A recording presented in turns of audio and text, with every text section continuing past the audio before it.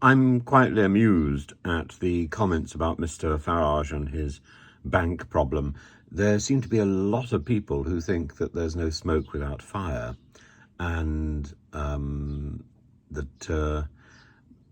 example, Johan R. says, I wholeheartedly agree.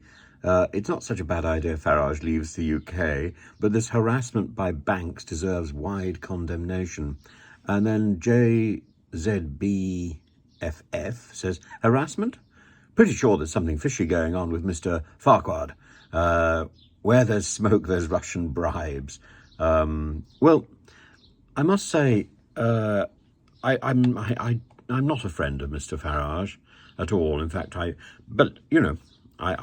find him perfectly affable, and I would be very happy to have a discussion with him. There are many issues which I would like to raise with him, many questions I would like him to answer. So I'd be only too happy to sit down with Mr. Farage, but I don't imagine that's going to happen with any speed. However, when it comes to banks, I have had such an unpleasant experience with banks over the last few years, and in each case, when the dust settles, the bank has been at fault, and the bank is so reluctant, or banks are so reluctant to admit their failing, and are increasingly more and more evasive. It's almost impossible to see a bank manager or to see somebody who can answer a straight question. Inevitably, even if you go to your local bank branch, you're put on the phone to somebody who witters away, and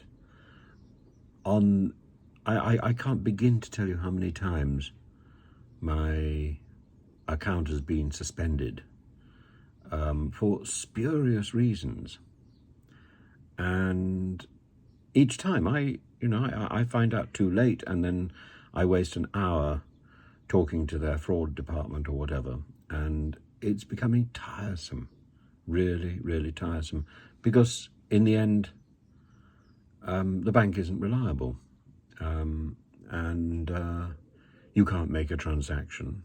It's if anything is considered unusual, it's flagged up, and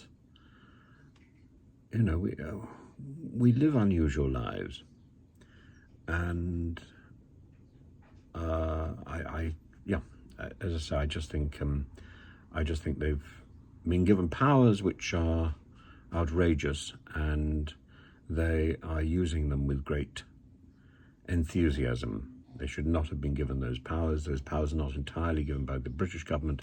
As people have pointed out, these are international powers, but it doesn't mean that they haven't got above themselves. They have, and they are acting like some sort of state or super state authority, and they have forgotten they are a service industry.